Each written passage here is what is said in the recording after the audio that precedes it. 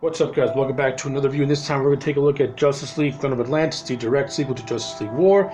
My overall thoughts on Throne of Atlantis is that I think it's a better movie than Justice League War, though I do have my issues with it, and I'm going to give you my positives and my negatives.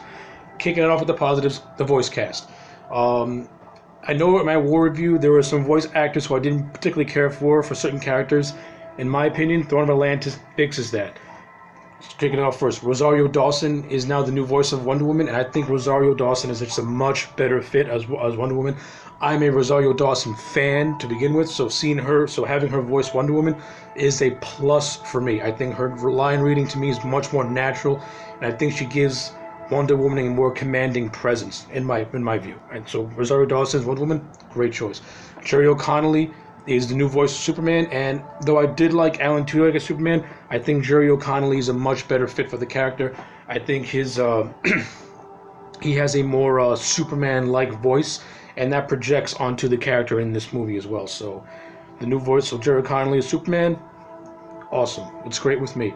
We also have Matt Lanter, who voices Arthur Curry, the Aquaman.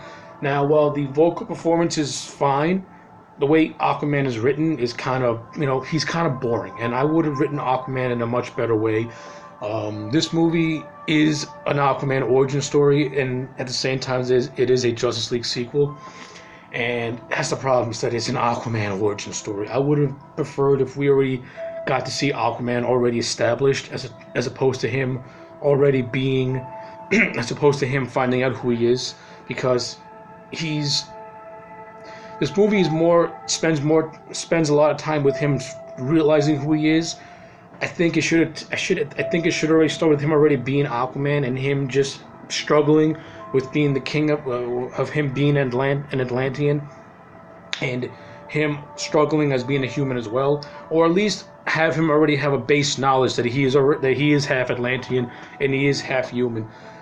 Anything but what you did in this movie would have been so much better. Instead of him not knowing who he is, I would have liked it better if he already knew who he was, and he's struggling with the fact that he doesn't know what his place in the world is. I think it would have made him a much more relatable and likable character, as opposed to him just being a blank slate of really nothingness, to be honest with you. Like, the performance is fine, but the character is not that greatly written, and it's a damn shame, because this is an Aquaman movie first, and it's our lead guy isn't really all that spectacular. We also have Harry Lennix is in this movie. He plays Black Manta. I like Henry Lennix as an actor. I liked his voice as Black Manta, but Black Manta serves no purpose in this movie, to be honest with you. Black Manta's deal is that he pretty much manipulates Orm into starting a war, and then he's killed by a shark at the end of the movie. So he doesn't really do much. It's a waste of Henry Lennix's talents, and it's a waste of Black Manta in general.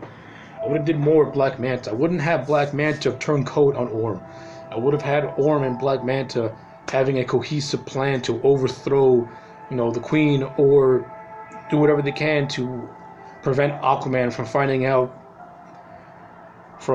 out what his destiny is. Like, anything would have been better instead of Manta just manipulating events.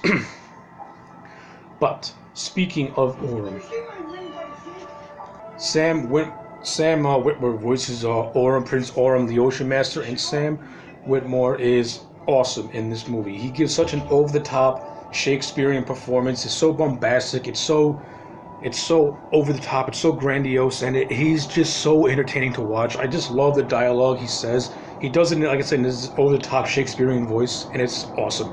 He steals the show in every scene he's in. You can clearly tell the guy's having a blast voice in the character, and that projects on screen. He's a better villain than Thanos. He's a better villain than Darkseid. I understand Orm's motivations in this movie. He's against the surface world because they pollute the oceans. Not only that, because of Darkseid's invasion of Earth, Orm's father dies, and that gives Orm an incentive to want to invade the surface world and pretty much destroy it and take over it. So I understand his motivations for wanting to attack the surface world. It's clear he's out for revenge, and he's also out, in his mind, this is the only way he can protect Atlantis from being invaded by further being invaded. So I understand where Orm's coming from. So his character is better than Darkseid, and the performance is great. He steals the show. He's one of my favorite characters in this whole movie. This movie also has some good character relationships too, like the stuff with Wonder Woman and Superman, with Superman trying to teach Wonder Woman how to blend in with the real world. I like all that stuff, and that's where Rosario Dawson and Jerry O'Connell really shine with their vocal performances when they're just talking as Clark Kent and Diana, and Clark is teaching Diana how to hide in plain sight. I thought that stuff was really, really well handled, really, really good.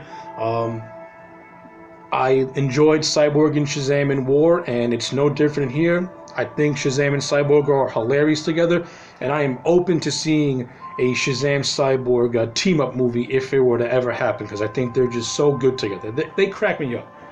I like Shamir Moore's, like serious interpretation of Cyborg, and I like Sean Aniston's teenage-like attitude as Shazam. I think they really work well off one another. I like Shazam and Cyborg as a combination. They work for me. It's one of the better relationships. Another relationship that I enjoyed from War that I like here is the Batman Green Lantern dynamic. And Green Lantern this time around is voiced by Nathan Fillion, and Nathan Fillion is Green Lantern for me. His voice just matches the character. I like his dry, snarky delivery. I like how Lantern and Batman don't like one another, but they have a low-key respect for one another as well. I think that stuff was really well handled. It was well handled in War, and it continues on in Dawn of Atlantis. I like it a lot. This movie's also, like I said, it's well animated, like all the other previous DC movies. There's some animation glitches here and there. For the most part, it looks okay, but for the most part, it looks fine. It's good for me. Let's get on to some negatives. I already stated my negative with the Aquaman and how his character is really poorly written and how I would have done it a little bit differently.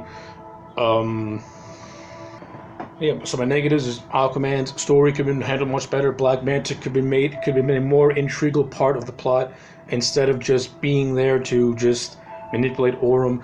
Like I said, I would have rewritten Manta to be a co-conspirator with Orem and them working together to take on the Justice League instead of Manta having his own personal agenda, which I think is just kind of lame and just not interesting at all. And it's a waste of a character, to be honest with you. I'm not a really big fan of the fact that Queen Atlanta and Arthur never meet. I thought that was that I would have changed. I would have had Arthur at least meet his mother before she dies. The movie says that Atlanta wants to meet the Justice League. Arthur was on his way to Atlantis before that could happen. Orem kills Shanks her, and they don't meet, which is a shame because I would have liked to have seen at least I would like to have seen one scene of them interacting with one another. I think that would have saved Arthur as a character in this movie the way he's written. I think that scene would have saved his character because it would have given him more of an emotional depth. Not only that, we could have seen more. We could have, his mother would have explained to him better than Mara did why she had to leave. Because when Mara does it, the actress who plays Mara, her voice is so bland, so generic. She just sounds so stock, and she sounds like she's reading Aquaman a bedtime story instead of actually making a dramatic moment feel dramatic. It sounds like she's just reading a storybook to him, which I think is lame. Very, very lame. Let's see. So yeah, that's pretty much all I got to say about Justice League Dawn of Atlantis. I mean, there's more to talk about, but those are just things that stood out to me that I like and don't like. So do I recommend Justice League Dawn of Atlantis? Yes, I do. I'm going to give it an 8 out of 10. The same grade I give War.